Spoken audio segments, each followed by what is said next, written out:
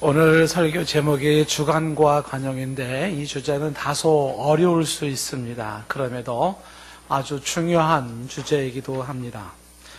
사람이 살면서 누구도 피할 수도 없는 그런 주제이기도 합니다. 하나님께서는 저와 여러분들이 이 주관과 관용에 대한 잘 정립된 마음으로 살기를 원하시죠. 왜 그러냐면 이 주관과 관용이라는 것이 잘 정립이 된 사람이 인생을 그만큼 풍성하게 삽니다. 그리고 또 이게 잘 정립된 사람이 효과적으로 전도를 할 수가 있습니다. 그러니 하나님께서는 이 주관과 관용이 있는 그 삶을 우리가 잘 정립해서 살기를 원하시는 것입니다. 우리 주변에는 이 주관과 관용이 잘 안 돼서 손해보는 사람이 많이 있습니다. 이 주관이라고 하는 것은 말 그대로 확신이거든요. 확신. 관용이라고 하는 것은 수용, 포용, 받아주는 것을 말하는 것인데, 이 주관과 관용에 있어서 관용이 만약에 없다면 사람이 수용하는 게 없고 포용하는 게 없고 이게 좀 약하다, 부족하다, 이런 사람들에게 나타나는 현상이 뭐냐면 적이 많아요. 싸워야 할 적이 많고 싸움이 많습니다. 그리고 분리, 분파가 자꾸 생겨지고요. 그러면서 사람과 사람 사이에 벽이 생기고 본인은 스스로가 고립되어져서 외톨이가 되기가 쉽습니다. 수용이 부족한 사람, 관용이 부족한 사람에게 나타나는 현상입니다. 반대로 주관이 없다 하면, 주관이 없는 사람들은 여기저기 이끌려가기 쉽고, 그리고 또한 휘말리고 휩쓸리기가 쉽습니다. 그러면서 이 주관이 없을 때는 그냥 이런들 없다하리 저런들 없다하리 이렇게 되는 거죠. 그래서 혼돈이 이루어지고 요동치는 인생이 되어집니다. 자, 이런 모습이 되는 거죠. 그러니까 관용이 있는 사람은 품을 줄을 알기 때문에, 잘 품을 줄 알기 때문에 주변에 많은 사람들을 내가 함께 관계를 가질 수가 있어요. 동시에 주관이 있는 사람들은 지킬 것은 지키기 때문에 그렇게 혼동스럽게 그렇게 휘말리지 않고 갈 길을 갈 수가 있는 것입니다. 그래서 이 주관과 관용이라고 하는 것이 필요한데, 크리스찬들 뿐만 아니라 세상 사람들도 똑같아요. 이 두 부분 사이에서 보통 고민하고 갈등하는 것입니다. 그래서 어떻게 이 주관과 관용이라는 것을 어떻게 세우고 어떻게 관계를 균형 있게 잘 유지할 것인가 하는 게 숙제가 되는 것입니다. 주관이라는 이름으로 고립되고 소외되는 그런 삶도 좋은 건 아니고요. 관용, 그 관용이라는 이름으로 색깔도 없이 회색 분자가 되어서 사는 것도 좋지는 않습니다. 주관과 관용이라고 하는 것이 잘 정립되는 것이 필요한데, 과연 성경적으로 주관과 관용은 어떻게 정립되는 것일까? 이 주제의 내용이 오늘 본문 말씀을 통해서 우리가 한번 생각해 볼 수 있는 주제입니다. 사도 바울이 이 주관과 관용이 그나마 잘 잡힌 사람으로 평가가 되어지는데, 오늘 본문에 그런 내용을 담고 있어서 한번 우리가 이 주관과 관용에 대한 사도 바울을 통한 우리가 삶의 교훈을 또 한번 찾아볼 수 있기를 바랍니다. 오늘 우리가 본 사도행전 16장 내용은 우리가 15장에 이어지는 내용이지 않습니까? 15장에서는 지금 바울과 바나바가 끝내 다툼으로 헤어진 장면까지 보았습니다. 너와 나는 다를 뿐이야 라고 하는, 쉽게 말하면 관용의 부족으로 보여지는 모습으로 비춰집니다. 그러면서 결국은 바나바는 바나바대로, 바울은 바울대로 이렇게 두 팀으로 선교팀이 나누어지면서 진행이 됩니다. 이런 나누어지는 선교에서 성경은 누구에게 주목하냐면 바울에게 카메라를 들이대고 바울의 삶을 지금 추적해 보는 것입니다. 그래서 이제 16장에 들어와서 바울은 소위 2차 전도 여행이라고 하는 그것이 이루어지죠. 자, 어떤 내용이 있는지를 한번 보도록 하겠습니다. 16장 1절 말씀에 보니까 바울이 더베와 루스드라에도 이르렀는데 거기에 디모데라는 제자가 있었다라고 말합니다. 디모데가 등장이 됩니다. 근데 이 디모데는 어머니가 믿는 유대 여자였고 아버지는 헬라인이라 이렇게 되어 있습니다.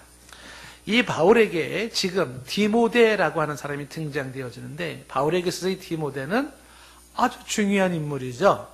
이 디모데는 바울 평생에 바울이 가장 사랑하고 가장 믿음직스럽고 가장 신실한 동역자가 바로 디모데입니다. 믿을 만한 사람, 충실한 사람, 정말 마음이 끌리는 사람, 바로 그 사람이 디모데예요. 그 디모데를 바로 거기서 만나게 되었다는 것입니다. 그러니까 디모데와 바울의 관계, 그리고 지금 소개하고는 엄마 아빠 얘기가 나오는데 디모데와 그 엄마의 관계, 이 내용을 잘 정리해 놓은 게 디모데후서 1장 2절 이하거든요. 디모데후서 1장 2절 이하에 보면은 이런 내용이 나와 있습니다. 어떤 게 나왔냐면, 바울이 편지를 쓸 때에 사랑하는 아들 디모데에게 편지하노니, 디모데후서 1장 2절 말씀에 사랑하는 아들 디모데에게 편지하노니 라고 되어 있습니다. 그러니까 바울이 편지를 쓸 때 디모데에게 사랑하는 아들이라고 표현을 쓴 것은 그만큼 디모데가 믿음으로 낳은 아들이고 정말 사랑하는 소중한 아들인 것을 말씀하고 있는 것이죠. 그러면서 이제 하나님의 아버지와 그리스도 예수를 주께로부터 은혜와 긍휼과 평강이 내게 있을 것이다, 이렇게 축복하면서 이어지는 3절 말씀에 계속 언급을 이렇게 얘기하죠. 내가 밤낮 간구하는 가운데 쉬지 않고 너를 생각하여 라고 되어 있어요. 바울이 밤낮 기도하지 않겠습니까? 그렇죠. 항상 기도하는 바울이 쉬지 않고 생각하는 사람이 있었어요. 그게 누구냐면 디모데였습니다. 기도할 때마다 생각나는 사람이 디모데예요. 근데 이 디모데를 그렇게 생각했던 이유가, 디모데는 남달랐습니다. 3절에 보니까 디모데에게는 청결한 양심이 있는 사람이 있어요. 청결한 양심, 화인 맞은 더러운 양심이 아니라 깨끗한 양심을 가진 디모데입니다. 그림이 그려집니까? 디모데가 어떤 사람인지? 그 양심이 깨끗해요. 청결한 양심입니다. 사람이 깨끗한 양심을 가지고만 살아도요, 모든 법을 다 지키는 거예요. 모든 성경 말씀을 다 지킬 수가 있어요. 자기 양심에만 충실해도. 그 양심은 하나님이 인간에게 주신 그 또 다른 하나님의 법인데, 이 디모데에게는 그 청결한 양심이 있었다라고 하는 거죠. 그런 디모데를 기도할 때마다 생각을 했다. 근데 그 청결한 양심이 조상적부터 섬겨오는 하나님께 감사할 수밖에 없는 것이다 라는 이야기를 하죠. 왜 이런 얘기를 하냐면, 이어지는 4절 말씀에 계속해서 디모데를 향해서 이렇게 얘기하죠. 내 눈물을 생각하여 너 보기를 원하는 것은, 이렇게 말합니다. 디모데에게는 또 뭐가 있었었냐면 눈물이 있었습니다. 눈물의 사람이에요. 이 디모데가 흘리는 눈물은, 그것은 신세 한탄하는 눈물이 아니고 원망과 억울함에서 흐르는 눈물이 아니에요. 늘 하나님 앞에서 자신의 부족함을 생각하며 흘리는 회개의 눈물이고, 그리고 내 주변 사람들의 영혼을 바라보면서 안타까워 흘리는 눈물이죠. 만약에 이 디모데의 눈물을 가지고, 이걸 가지고 과학적으로 만약에 그 눈물을 분석한다 그러면, 아마 과학은 결코 파악할 수 없는 그 눈물의 순수함을 아마 100%는 아닐지라도 아마 상당히 어떤 그 순수한 깨끗한 눈물을 아마 분석할 수 있을 거라고 봅니다. 그러니까 디모데가 눈물이 많다라는 그 눈물은 아주 청렴하고 깨끗한 그의 눈물이 그 눈에 마르지 않았다라고 하는 것이죠. 아름다운 모습이에요. 쇼맨십으로 흘리는 눈물도 아니고요. 그리고 그냥 억울해서 흘리는 그런 눈물, 분노에 찬 눈물, 한스러워서 흘리는 눈물이 아니라 순수한 어떤 그 때가 끼지 아니하는 그 깨끗한 눈물이 그에게 있었던 디모데였습니다. 그 디모데가 보고 싶었습니다. 너 보기를 원한다라는 것은 정말 보고 싶은 사람이 이런 디모데예요. 양심이 깨끗하고 눈물이 있어요. 그 깨끗한 눈물이 있는 디모데를 보고 싶었어요. 그렇게 해서 내 기쁨이 가득했으면 좋겠다라는 이야기를 바울이 편지를 쓰고 있는 것이죠. 그런데 이 디모데에게 이러한 깨끗한 양심, 이런 깨끗한 눈물, 이런 것들이 어떻게 주어진 거냐면, 이어지는 5절 말씀에 보면은 이렇게 말을 합니다. 이는 너의 속에 거짓이 없는 믿음이 있음을, 이렇게 시작되잖아요. 거짓이 없는 믿음이 있음을 생각하며라 그랬어요. 한번 따라해 보세요. 거짓이 없는 믿음. 예, 그렇죠. 믿음도 거짓이 없는 믿음이 있어요. 거짓된 믿음도 있고요. 예, 불결한 믿음도 있고요. 순수하지 못한 믿음도 있거든요. 그런 믿음이 아니라 디모데는 거짓이 없는 믿음, 그렇죠? 그런 깨끗한 양심이나 깨끗한 눈물이 다 거짓이 없는 깨끗한 믿음이죠. 순결한 믿음이에요. 이렇게 퇴색되고 변질된 믿음이 아니라 순수한 믿음이에요. 순수한 믿음. 그 순수한 믿음이 살아 있었는데 이것이 지금 이 믿음이 먼저는 너의 외할머니 로이스, 외조모 로이스와 너의 어머니 유니게 속에 있었더니 내 속에도 있는 줄을 확신하노라 라고 얘기를 해요. 그러니까 이 디모데에게 있어서의 이러한 깨끗한 양심을 가지고 살 수 있는 것, 누군가 타인들의 영혼을 생각하며 깨끗한 눈물을 흘려줄 수 있는 그 눈물을 가진 것, 오늘도 퇴색되지 않고 변질되지 아니하는 순수한 믿음을 가진 것, 이것은 그 집안의 전통이었다는 거예요. 어머니 쪽으로. 그 어머니 외할머니가 그렇게 살았더니 그의 어머니 유니게가 그렇게 살았어요. 그리고 그 어머니 유니게의 그 맑은 영혼이 이 아들 디모데에도 그 맑은 영혼이 전수됐다는 거예요. 여러분 이 가정을 읽어볼 때 참 부럽다는 생각이 들지 않습니까? 부러워져야 돼요. 이런 가정이 부러워져야 됩니다. 가정에 흐르고 있는 좋은 신앙의 전통이 있었다라고 하는 것입니다. 저와 여러분의 가정에도 이런 전통이 있기를 축복합니다. 한번 따라해 볼까요? 하나님, 우리 가정에도 좋은 신앙의 전통이 흐르게 하소서. 참 멋있는 모습이죠. 오늘날 같이 혼란스럽고 잔머리 많고 속임수 많고 막 이런 복잡하고 추하고 더러운 그런 세상 속에서 여전히 그 순수함을 유지하면서 깨끗한 양심을 가지고 그리고 깨끗한 눈물을 흘리며 그리고 거짓 없는 깨끗한 믿음을 가지고 살아간다는 건 참 쉽지가 않아요. 근데 이것이 바로 그 집안의 전통이었다라고 하는 것입니다. 자, 이것이 이제 디모데가 어머니와 관련된 그의 모습인 것이죠. 다시 이제 본문으로 돌아오면 사도행전 16장 1절에 그 디모데라는 제자를 얘기하면서 어머니는 믿는 유대 여자요 이렇게 얘기를 했어요. 그리고 이제 아버지는 헬라인이라라는 얘기를 한마디로 쫙 했습니다. 그러니까 아버지가 헬라인이라는 것은 아버지는 이방인이라는 거예요. 그러니까 국제 결혼이라고 했다 이렇게 볼 수도 있겠죠. 그러니까 어머니와 아버지는 혈통이 다른 사람입니다. 그런 데서 태어난 것이 바로 디모데였다라는 것이죠. 그런데 이 디모데가 이어지는 16장 2절에 보면은 디모데는 루스드라와 이고니온의 형제들에게 칭찬받는 자니라고 되어 있습니다. 무슨 얘기냐면 디모데가 칭찬을 받는데 루스드라와 이고니온에까지 소문이 난 거예요.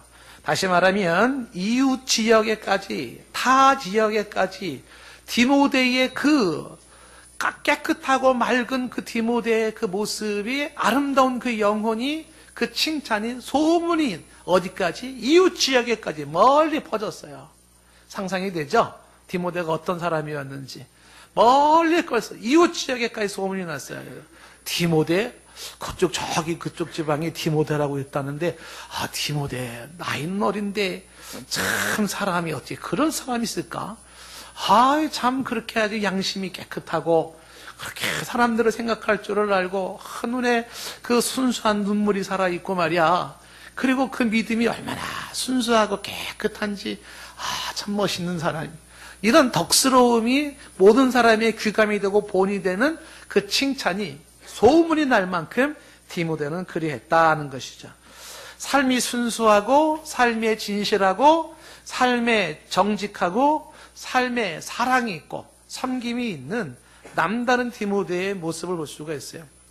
그래서 이제 디모데 전서에 보면은 이제 디모데 전서 4장 12절에 보면 사도 바울이 디모데에게 이런 얘기를 하죠. 너의 연소함을 업신여기지 못하게 하고 라는 것을 얘기를 해요. 연소함을 업신여기지 못하게 하고 하는 것은 네가 어리다고 해서 누구도 업신여기지 못하게 하라는 것을 강조하는 거거든요. 어려도 업신여길 수 없는 사람이 있어요. 나이는 어린데 함부로 대할 수 없는 사람이 있어요. 누구의? 디모데 같은 사람이에요. 그렇게 맑은 영혼과 깨끗한 마음을 가지고 소위 정도를 가는 거죠. 진리에 서서 가는 거거든요. 이런 사람들은 나이가 어려도 함부로 대하지 못합니다. 함부로 대하지 못하는 거죠. 반대로 이 나이가 들어도 디모데와 같은 그러한 정말 깨끗한 양심과 그다음에 그 남을 생각해 줄 줄 아는 그런 순수한 눈물과 거짓 없는 믿음이 없다 그러면 나이가 들어도 업신여김을 받기 쉽습니다. 그리고 무시당하기가 쉬운 거예요. 예. 그러니까 얼마나 배웠냐, 얼마나 많이 가지고 있느냐가 아니에요. 많은 걸 가지고도 디모데만큼 그렇게 못 사는 그런 아주 이렇게 추하게 살아가는 사람들은 이제 보통 갑질 논란이라고 막 지적을 하지 않습니까? 그런데 가진 게 없고 배운 게 없다 하더라도 정도를 걸어갈 수 있는 그 맑은 영혼을 가지고 오늘도 바르게 살아가는 사람한테는 함부로 대하지를 못하는 거야. 왠지 그런 사람을 만나면 옷깃을 여미게 되고 조심스러워져. 어린아이일지라도 옷깃을 여미게 되는 거예요. 조심스러워지는 거죠. 예, 그 정숙함 속에서 그 정도를 살아가는 그 모습에서 거기에서 풍겨나는 그 파워가 함부로 누구를 못 건드려요. 예, 만약에 여자애라면 어떤 남자도 함부로 못 건들고 남자애라 그러면 또 어떤 사람들도 함부로 못 건드려요. 왜 그러냐면 반듯함이 있는 그곳에는요 쉽게 함부로 할 수 없는 그 무엇이 있는 거거든요. 그 디모데에게 내 연소함을 업신여기지 못하게 하라. 그래서 이 디모데에게 계속해서 말과 행실과 사랑과 믿음과 정절에 있어서 믿는 자의 본이 되라는 얘기를 강조하잖아요. 말을 하도 어쩜 저렇게 본이 되는 말을 할까? 행실 하나하나가 어쩜 저렇게 본이 될까? 사랑이 어쩌고 이렇게 본이 되는 사랑을 할까? 믿음이면 믿음, 순결이면 순결, 정절이면 정절, 이 모든 것에 본이 되는 바로 그것이 어린 디모데의 모습이죠. 이것이 이제 4장 15절로 가면은 디모데를 이렇게 표현해요. 4장 15절. 디모데전서 4장 15절에 넘어가면은 이 모든 일에 전심전력하여 너의 성숙함을 모든 사람에게 나타나게 하라 그랬어요. 그러니까 어린 디모데지만 성숙했어요. 너의 성숙함을 이렇게 말하고 있는 거죠. 제가 손을 들고 축복합니다. 여기 계신 여러분들이나 우리의 자녀들이 성숙하기를 축복합니다. 주여 성숙하게 하옵소서. 사람이 똑같은 사람이 다 똑같지가 않잖아요. 미숙한 사람이 있고 성숙한 사람이 있지 않습니까? 이 미숙한 사람은 생각도 미숙하고 말도 미숙하고 그냥 철이 없는 그런 흘러가는 사람이 있고, 성숙한 사람은 나이와 상관없이 성숙한 사람은 생각하는 게 참 고상하고 말하는 게 고상하고 품는 꿈과 비전과 가는 길과 하는 행동들이 고상해. 이런 성숙함이 있고 그냥 그렇게 막 살아가는 그런 미숙함도 있단 말이죠. 그 디모데에게 너의 그 성숙함을 모든 사람에게 나타나게 하라라고 말하고 있어요. 그 디모데가 참 훌륭한 사람이죠. 저와 여러분들이 이러한 디모데에 관한 이야기를 들을 때 어떤 생각이 들어져야 되나요? 주여, 저도 이런 디모데 같은 사람이 되고 싶습니다. 이런 사모하는 마음을 갖는 것이 빨리 그렇게 될 수 있는 길이에요. 그리고 주여 간구하옵나니 우리 자녀들이 이런 디모데 같은 자녀가 되게 하옵소서. 사모하는 자에게 주어지는 거예요. 그런 마음을 우리가 꿈꾸고 또 바라보고 축복하고 하는 것이 필요하죠. 그러니까 디모데는 참 멋진 사람이에요. 멋진 사람이죠. 이런 게 멋있는 거죠. 옷 잘 입고 외모가 잘났다고 멋진 거는 아니에요. 이런 사람 됨됨이가 그 영혼의 맑고 깨끗함에서 멋이 나오는 거죠.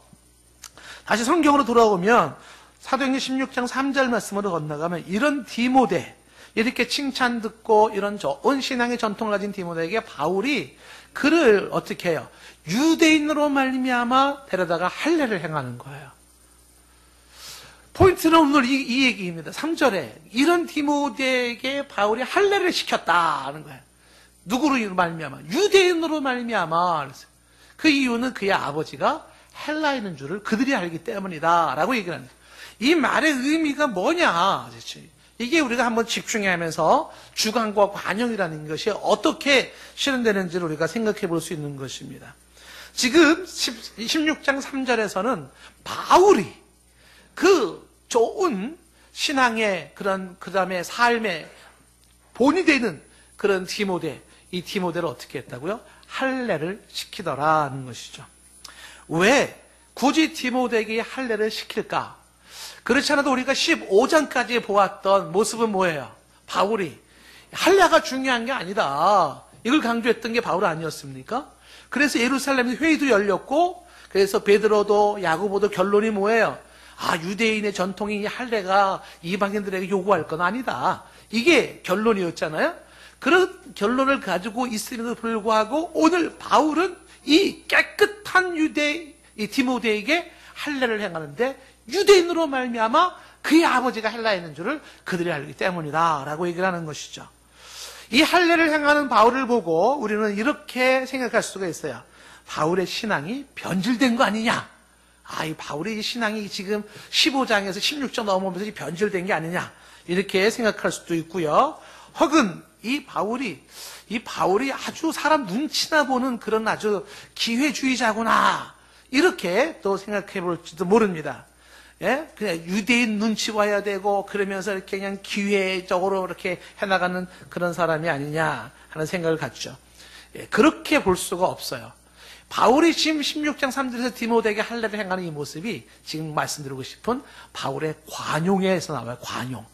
어떤 의미에서 이게 관용이라고 하는 것으로 말할 수 있냐면, 먼저 할례에 대한 바울의 기본 개념이 있어요. 기본 입장이 있습니다. 그러니까 할례에 대해서 바울이 어떤 기본 입장을 가지고 있는지를 성경을 몇 가지 쭉 한번 좀 훑어보도록 하겠습니다. 할례에 대한 바울의 기본 입장을 보면서 정말 우리가 하나님 앞에 나아가는데 뭐가 필요한 거냐라는 걸 한번 더불어 생각해 봤으면 좋겠는데, 로마서 2장 25절에 보면 이렇게 되어 있어요. 로마서 2장 25절에 내가 율법을 행하면 할례가 유익해요. 그런데 율법을 범하면 내 할례는 의미가 없어요. 무할례가 되는 거죠. 왜요? 할례를 강조하는 게 뭐냐면 율법적으로 하겠다는 거예요. 그렇다면 할례뿐만 아니라 다른 율법도 다 지켜야 된다는 얘기예요. 그러니까 율법으로 행하면 할례가 유익하지만 율법을 행하지 않는다면 그 할례는 의미가 없다. 왜? 그 할례는 율법의 한 요소에 불과한 것이거든요. 그러면서 이제 26절에 이야기하길 그런즉 무할례자가 율법의 규례를 지키면 그 무할례를 할례와 같이 여길 것이 아니냐. 무슨 얘기냐면 할례를 받지 않았다 할지라도 그러나 디모데 같이 율법을 지켰어요. 디모데의 삶은 율법의 요구를 지킨 삶이에요. 그렇다면 이 사람은 마치 할례를 받은 것 이상의 가치가 있는 게 아니냐라는 거죠. 육체의 할례를 가지고도 율법을 범하는 사람이 있는가 하면 육체의 할례는 가지지 않았지만은 그러나 율법의 법을 다 지킨 사람이 있다. 그랬을 때 이 무할례자가 율법을 지킨 것이 더 가치가 있다. 이 얘기를 하는 거죠. 자, 그러면서 27절에 또한 본래 무할례자가 할례를 받지 않은 사람이 율법을 온전히 지키면 어떻게 돼요? 율법 조문과 할례를 가지고 율법을 범하는 너를 정죄하는 거예요. 누가 누구를 정죄하냐면 할례 받은 사람이 할례 받지 않은 사람을 정죄하는 게 아니라 할례 받지 않았어도 율법을 지킨 사람, 온전히 지킨 사람이 할례 받고 율법을 온전히 지키지 않는 사람을 정죄하는 거야. 무슨 말인지 조금만 복잡한 느낌이 들죠? 예, 복잡하신 분은 넘어가도 괜찮아요. 주무시고 싶으면 주무셔도 괜찮고 들리는 사람만 들어도 괜찮아요. 그 누가 누구를 정죄하냐면 할례를 받았니 안 받았니가 아니라 율법을 지켰느냐 온전히 안 지켰느냐 해서 할례 받지 않고도 율법을 온전히 지킨 사람이 할례 받고 율법을 온전히 지키지 않는 사람을 정죄하더라 이 얘기죠. 그러면서 이제 28절에 말하기를 무릇 표면적 유대인은 유대인이 아니죠. 표면적 육체적인 할례가 아니에요. 29절에 진정한 것이 뭐냐면 오직 이면적 유대인은 유대인이고 할례는 마음에 할지니. 진정한 할례라는 게 뭐냐면 내 마음에서 일어나야 된다라는 것을 강조하는 거예요. 그러니까 육체적으로만 할례를 가졌다고 해서 그렇다고 해서 쉽게 말하면 이렇게 얘기할 수 있을 거예요. 문신을 새겼다고 쌈 잘하느냐? 그렇지 않다는 거죠. 여러분 문신을 새기고 쌈 못하는 사람이 있고 문신이 없는데 쌈 잘하는 사람이 있다. 누가 이길까요? 말이 너무 어렵나요? 난 문신이 있는데 그렇다고 이기는 게 아니죠. 문신은 없어도 쌈 잘하는 사람이 이기는 거예요. 내가 왜 이런 식으로 예를 들어야 되나요? 육체의 할례를 받았다고 해서 거기서 뭐 그런 건 아니다라는 것이죠. 자, 이런 얘기 이제 로마서 3장 29절에 가보세요. 로마서 3장 29절에 가면 하나님은 다만 유대인이 하나님이시냐 또한 이방인의 하나님은 아니시냐 진실로 이방인의 하나님도 되시니다. 이방인의 하나님도 된다고 말하면서 30절에 할례자도 믿음으로 말미암아 또한 무할례자도 믿음으로 말미암아 의롭게 되는데 그렇게 하시는 건 하나님 한 분이에요. 할례 받았다 안 받았다 그게 중요한 게 아니에요. 하나님 앞에 나아가는 자는 뭐가 중요해요? 믿음이 중요한 거예요. 할례 받은 자도 믿음으로 나가야 되고 할례 받지 않은 자도 믿음으로 나가는 거예요. 그래서 바울이 가지고 있는 할례에 대한 기본 입장이 뭐냐면 할례가 그렇게 중요하지 않다, 이런 게 기본 입장이에요. 더 중요한 게 뭐냐면 믿음입니다. 주 예수 그리스도를 믿는 믿음이 중요한 것이죠.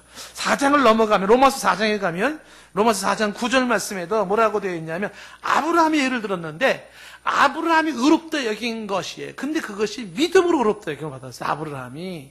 근데 믿음으로 의롭다함을 이 아브라함은 할례 받기 이전이었다는 거예요. 모세가 있기 이미 수천 년 전에 있었던 아브라함이, 이미 아브라함은 뭐로? 할례 받기 이전에 믿음으로 의롭다함을 여겼다는 거예요. 10절 말씀에 이어지는 말씀 보면, 그런지 이것이 어떻게 여겨졌느냐? 할례시냐 무할례시냐? 할례시가 아니요 무할례시의 믿음으로 의롭게 받은 게 아브라함이었었다는 거예요. 11절 말씀에 그가 할례표를 받은 것은, 나중에 할례표를 받는 것은 무할례시의 믿음으로 된 의를 인친 것이에요. 이는 무할례자로서 믿는 모든 자의 조상이 되어 그들도 의로 여기심을 얻게 하려 하십니다. 모든 믿는 자의 조상, 무할례자들이 할례가 없다 하더라도 믿음으로 의롭게 되는 조상이 된 게 아브라함이었다라는 거예요.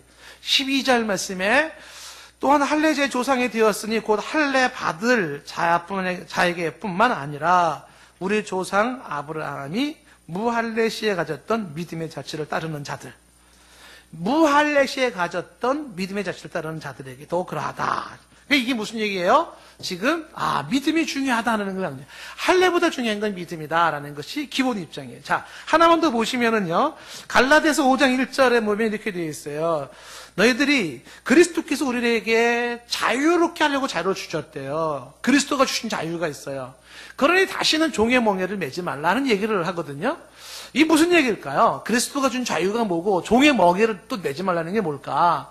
2절에 이어지는 말씀 보시면, 보라 나 바울은 너희에게 말하노니 너희가 만일 할례를 받으면 이게 무슨 얘기냐면, 그렇게 율법으로 하나님 앞에 나가고 할례로 하나님 앞에 나가고 그것으로 의를 이야기하고 그것으로 구원을 얘기하고 그것으로 하나님을 나가면서 할례가 그렇게 중요하다고 할례 중심으로 나간다면 그리스도께서 너희에게 아무 유익이 없다는 거예요. 그리스도와 상관이 없는 자예요. 크리스찬이 아닌 거야. 여러분, 뭐 가지고 하나님 앞에 나가시나요? 만약에 여러분들이 지금 할례 같은 이런 종교의식을 가지고, 종교 전통을 가지고, 율법의식을 가지고, 이것 가지고 막 그걸 가지고 얘기한다면 그리스도는 의미가 없어요. 당신에게 그리스도는 의미가 없어요. 할례를 받는다면 그리스도께서 너에게 아무 유익이 없다. 지금 우리에게 필요한 건 뭐냐면 그런 할례 종교의식이 아니라 그리스도가 그리스도 돼야 돼요. 내 안에 그리스도께서 그리스도로 세워져야 돼요. 이어지는 3절 말씀에 보시면 내가 할례를 받는 각 사람에게 다시 증언하니 그는 율법 전체를 행할 의무를 가졌다. 할례를 강조하는 사람은 율법 전체를 행할 의무가 있죠. 왜? 할례를 강조한다는 건 율법 가지고 하겠다라는 것이기 때문에 그런 그 의무가 다 있는 것입니다. 4절 말씀에 율법 안에서 의롭다함을 얻으려 하는 너희는, 율법으로 의롭다함을 얻으려는 너희는 뭐예요? 그리스도에게서 끊어지고 은혜에서 떨어진 자라. 율법으로 의롭다 합니까? 내가 종교의식으로 의롭다 합니까? 여러분들 예배 몇 번 드렸다고 어려워지는 건가요? 아니 뭐 성경 몇 번 읽었다고 어려워지나요? 누구 구제사함 몇 번 했다고 어려워지고 그 카드 가지고 나가시겠습니까? 하나님, 저 출석부 봐요. 여기 내가 이렇게 주일날 안 빠지고 이렇게 나왔거든요. 여기 출석부 보세요. 여기 내가 지금 지난번에 작년 3월달에 구제한 거 연탄 10장 보낸 거, 10장. 여기 쌀 20kg 보낸 거 있잖아요. 그리고 저기 봉사활동 나간 이거 있잖아요. 이거 가지고 나갑니까? 그렇다면 그리스도에게서 끊어진 자예요. 우리가 가지고 나가는 건 그런 거 가지고 나가는 게 아니에요. 나를 위하여 십자가에 피 흘리신 주 예수 그리스도를 가지고 나가는 거예요. 그 믿는 믿음으로 나가는 거예요. 그것을 가지고 하나님 앞에 설 수 있는 것이고, 그리스도 그 십자가의 보혈을 가지고 하나님 앞에서 옳다 인정을 받는 것이고, 거기에서 하나님 앞에 대면이 가능한 것이지, 그리스도와 상관이 없이 그런 행위적인 그런 선행, 종교의식 이런 것 가지고 그런 간판 가지고 나가는 게 아니다라는 것이죠. 갈라디아서 5장 6절에 바울이 소결론을 이렇게 내리잖아요. 갈라디아서 5장 6절에 보면 그리스도 예수 안에서는 할례나 무할례가 효력이 없으되 사랑으로 역사하는 믿음뿐이라. 이게 뭐냐면 진정한 믿음을 가진 자는 사랑으로 역사하는 건데, 중요한 건 할례나 무할례가 그 의미가 없다는 거죠. 정말 사랑으로 행위로 나타날 수 있는 참 믿음, 예수 그리스도를 인격적으로 만나는 그 믿음이 중요하다, 이런 줄 아는 것이죠. 이것이 바울이 가지고 있는 기본 할례에 대한 입장이에요. 그리고 구원에 대한 기본 입장이에요. 사람이 어떻게 구원받을까? 사람이 어떻게 의롭다 인정을 받을까? 사람이 어떻게 하나님 앞에 나가 설 수 있을까? 사람이 어떻게 하나님의 품에 안길 수가 있을까? 할례인가? 믿음인가? 이 문제에 대해서 바울은 분명한 자기 입장이 있었다는 거예요. 분명히 얘기하지만 할례가 아니에요. 주 예수 그리스도를 믿는 믿음이에요. 이게 사도 바울의 기본 입장입니다. 그런데 그런 입장을 가지고 있는 바울이 오늘 디모데에게 할례를 시키더라는 거예요. 왜? 왜 굳이 이 디모데에게 할례를 시켜야 되는가라는 것이에요. 이것이 오늘 우리가 던지는 퀘스천이, 사도 바울이 디모데에게 할례를 시킬 때 저는 바울의 마음이 느껴지는 게 뭐냐면, 바울의 가슴이 저리고 가슴속 깊이 흐르는 눈물이 그에게 있었어요. 디모데에게 할례를 시킬 때. 그것이 뭐냐 하면 바로 좀 전에 지금 3절 말씀이 나와 있는 것처럼 유대인들로 말미암아 그의 아버지가 헬라인이라는 이 이야기 속에서 바울이 할례가 그렇게 중요하지 않음에도 불구하고 할례를 시키는 것은 그 유대인들, 그 이방인들을 주 예수 복음으로 구원하기 원하는 목적이 있었던 거예요. 목적이. 바울이 지금 얘기하고 싶었던 이 3절에서 여기서 우리가 볼 수 있는 내용이 뭐냐면 사도 바울의 양보입니다. 사도 바울의 후퇴예요.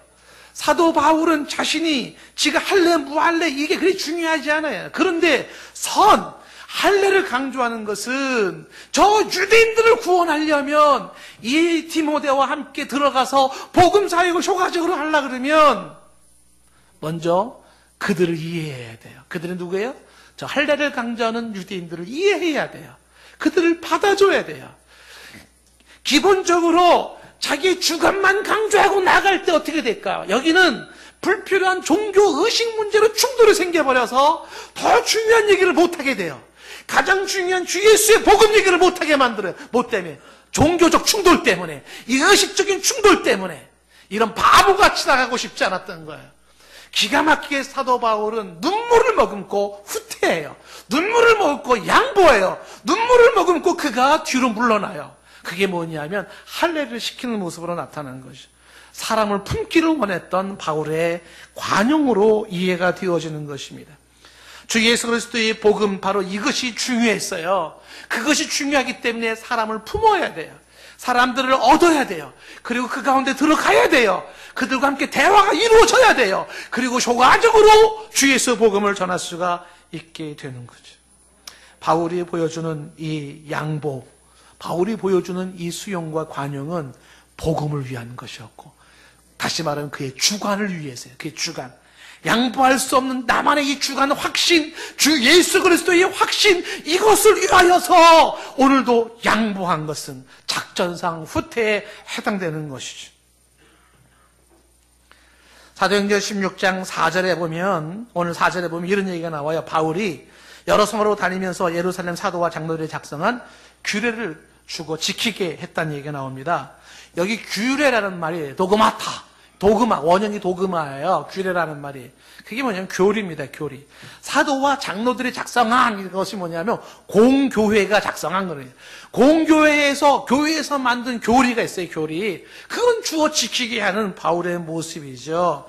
이게 무슨 얘기냐면 사도 바울이 지켜야 할 교리가 있다, 이거를 강조하는 것이죠. 그리고 앞부분에서 보여줬던 할례를 행하는 그 모습에서는 뭐예요?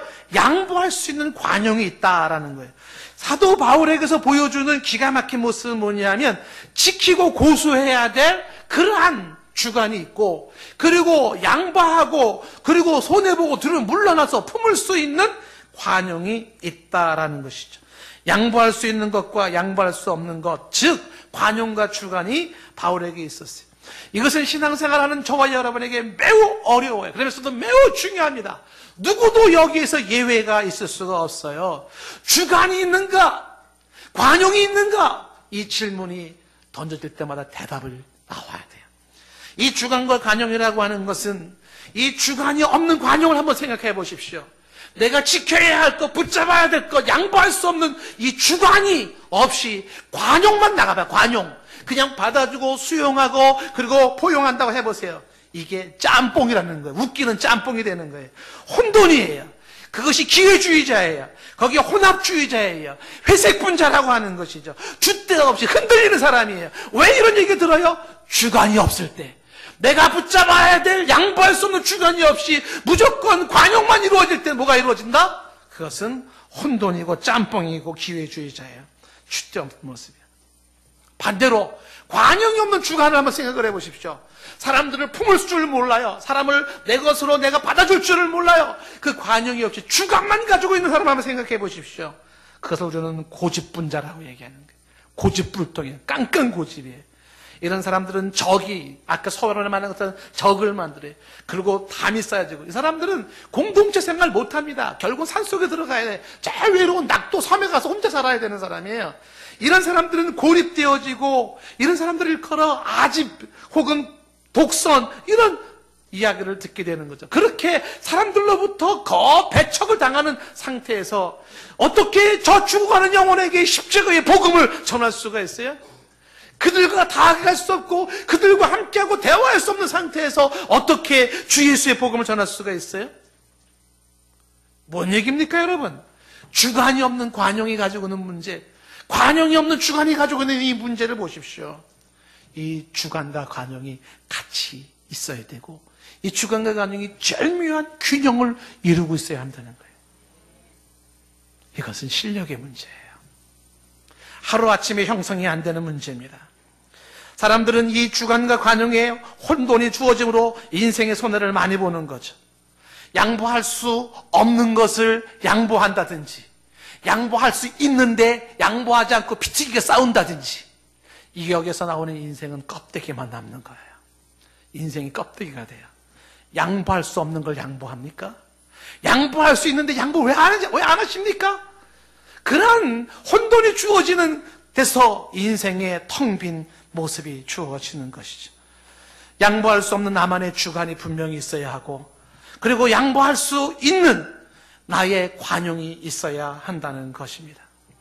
종종 우리는 그 선을 어디까지 구워야 할 것인지에 대한 혼돈이 있을 수가 있어요. 그래서 실력이라고 얘기하는 것이, 분명한 사실은 사도 바울이 이런 원칙을 하나 가지고 있는 게 뭐예요? 그 원칙은 주 예수 그리스도의 복음, 주 예수 그리스도를 통해서 이루어진 구원의 완성, 바로 이것은 사도 바울에겐 주관이에요.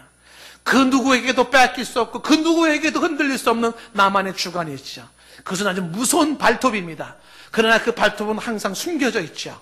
언제든지. 그리고 그냥 사랑으로 수용하고, 양보할 수 있는 한 양보하고, 후퇴할 수 있는 한 후퇴하고, 손해볼 수 있는 한 손해보고, 수고할 수 있는 한 수고하고, 희생할 수 있는 한 희생을 하죠. 이 모든 것들이 그냥 막 맞춰나가는 줏대 없는 맞춤이 아니에요. 내 안에 감추어진 발톱이 있죠. 주관이 있죠. 주 예수 그리스도, 그의 나라와 그의 하나님의 영광과 이 분명한 나만의 주관이 있는 것이죠. 이 무시무시한 발톱을 가지고 있는 그것을 가지고 사람들을 끌어안고 수용하는 것, 엄청나게. 그리고 결정적인 순간에는 그 복음으로 사람들을 변화시켜 구원에 이르기를 원하시는 것이죠. 사도 바울의 이러한 이야기를 잘 대변해 주는 게 고린도전서 9장 19절 말씀이에요. 고린도전서 9장 19절부터 23절에 한번 이 사도 바울의 고백을 들어보십시오. 사실 눈물겨운 고백이에요. 사도 바울의 눈물겨운 고백입니다. 내가 모든 사람에게 자유로우나, 모든 사람에게 자유로워요. 그런데 스스로 모든 사람에게 종이 돼요. 왜 그래요? 더 많은 사람을 얻고자 함이라. 이어지는 20절 말씀이, 유대인들에게 내가 유대인과 같이 된 것은 유대인들을 얻고자 함이에요. 율법 아래 있는 자들에게는 내가 율법 아래 있지 않지만 율법 아래 있는 자같이 된 것은 율법 아래 있는 자들을 얻고자 함이에요.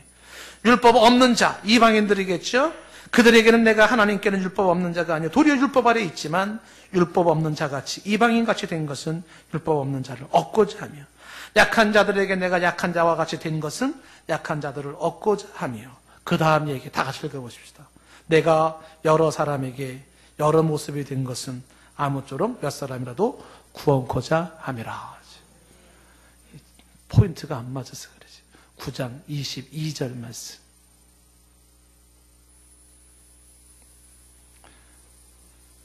같이 읽어봅시다. 근데 아무도 안 읽어요. 그래서 왜 안 읽다 그러니까 읽을 게 없어요. 9장 22절 중간에 보시면 이렇게 되잖아요. 내가 여러 사람에게 여러 모습이 여기 보이죠?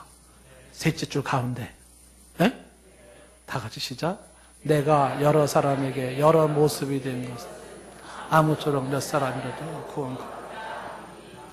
여러 사람에게 여러 모습이 된 것은 아무쪼록 몇 사람이라도 구원코자 함이라. 사람을 구원하기 위한 이 분명한 예수 그리스도의 복음을 가지고 바울은 기꺼이 낮아지고 양보하고 손해보며 후퇴하는 모습을 볼 수가 있어요. 사도 바울은 스스로가 종이 되죠. 낮아지죠. 사도 바울은 섬겨주죠. 수고하고 희생하죠. 왜 그래요? 남은 몇 사람이라도 구원코자. 그렇게 그 사람에게 맞추는 것이죠. 그런 사도 바울을 보고 당신같이 위대한 학자가 왜 그렇게 초라하게 살아가느냐고, 왜 그렇게 궁핍하게 살아가냐고, 왜 이렇게 바보같이 사느냐고 그렇게 말할지 모릅니다. 그러나 사도 바울은 내 안에 변할 수 없는 그 확신 주 예수 그리스도의 복음을 전하기 위해서 그런 모습을 갖는 거죠. 물론 이 고린도서 9장의 이 말씀을 오해하면 안 돼요. 이 얘기는 사도 바울이 사람에게 맞춘다라는 그 맞춤이 수용하고 포용하는 거잖아요. 그 맞춘다는 게 무분별한 맞춤이 아니잖아요. 그렇죠? 관용이라는 이름으로 예를 들어서 내가 도둑놈들을 구원하기 위해서 나도 도둑질한다. 이런 논리는 아니죠. 내가 살인자를 구원하기 위해서 나도 살인을 한다. 그런 의미는 아니죠. 내가 바람 피는 사람들을 구원하기 위해서 나도 같이 바람을 핀다. 이런 얘기는 아니에요. 예? 내가 사기꾼을 구원하기 위해서 나도 사기꾼이 된다. 이런 얘기는 아니죠. 내가 조폭을 구원하기 위해서 나도 같이 조폭이 된다. 막 이런 얘기는 아니죠. 그런 식으로 오해할 문제는 아닌데 중요한 것은 주관이 분명하니까 주 예수 그리스도의 복음, 이 주 예수 그리스도의 복음이 제대로 선포되기 위한 이 목적, 이건 바꿔 얘기하면 주 예수 그리스도의 복음에 역행하는 것은 어떻게 될까요? 그러면 순교자의 정신으로 거부하는 거예요. 순교자, 목숨 걸고 거부하겠죠. 그러나 내가 이 주 예수의 복음을 전하는 데 필요한 것이라면 가능한 한, 이런 범죄가 아닌 한 어떻게 해요? 그들에게 맞추는 수용이 있었다라는 것이죠. 복음의 가치를 알고 있는 바울의 모습이라고 하는 것이에요. 주 예수의 복음은 금보다 귀하고 은보다 귀하고 생명보다 귀해요. 모든 인류에게 필요한 게 주 예수 그리스도의 복음이에요. 그 십자가의 복음이 없이는 영육이 구원받을 수가 없어요. 하나님의 영원한 심판과 저주 아래 있을 수밖에 없어요. 금생과 내세에 불행과 저주가 주어지는 게 죄예요. 하나님의 은혜가 필요해요. 주 예수 복음의 십자가에서 당신이 하나님이 인간 되셔서 십자가에서 피 흘리신 그 보혈로 완성해 놓으신 그 구원의 도, 이 십자가의 도, 이 구원의 도를 붙잡는 게 중요해요. 생명보다 귀한 그것을 위하여서 사도 바울은 기꺼이 망가져는 인생, 기꺼이 손해보는 인생, 가슴이 시리고 아프지만 기꺼이 그 희생을 감수하는 것이, 사람들이 왜 그렇게 인생을 사냐고, 당신은 더 멋있게 살 수 있는데 라고 말할지 몰라요. 그러나 괜찮아요. 하나님만 아시면 돼요. 이 중요한 것을 왜요? 더 중요한 것을 위해서 덜 중요한 것을 양보하는 거예요. 더 중요한 것을 위해서 덜 중요한 것을 양보하는 것은 미련한 게 아닌 거예요. 지혜로운 것이. 사람들은 덜 중요한 것 때문에 더 중요한 걸 잃어버려요. 더 중요한 것 때문에 더 중요한 걸 버릴 수 있어야 되는데, 이 판단력이 없음으로 인해서 복음적 삶이 이루어지지 않아요. 우리의 혼돈이 주어지는 것이죠. 사도 바울의 이 눈물겨운 모습에서 우리는 주관과 관용을 말씀드려요. 지금 끝없는 평생 저와 여러분들이 살아가면서 실력을 쌓아야 될 모습일 수도 있습니다만 이 주관과 관용의 균형이 필요하죠.